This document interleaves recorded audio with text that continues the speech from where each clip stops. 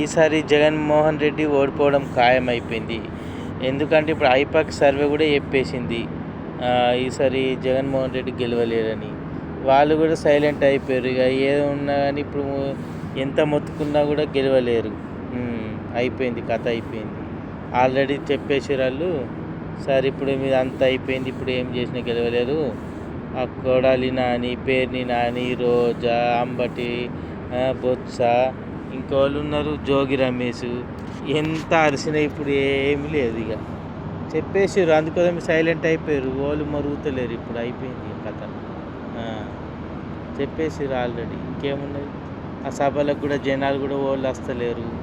ఏ బిర్యానీ పొట్లాలు అవి వీటికి ఏం చేస్తారు? పైసలు ఇవ్వంగా వాళ్ళన్నా పోయి ఒకరోజు ఇది చేస్తారు అంతే. మరి బట్టి ఇటు సైడ్కుంటారు ఎవడన్నా. మరి పైసలు వంచేదాకా అయిపోయేదాకా తినాలి కదా మనం.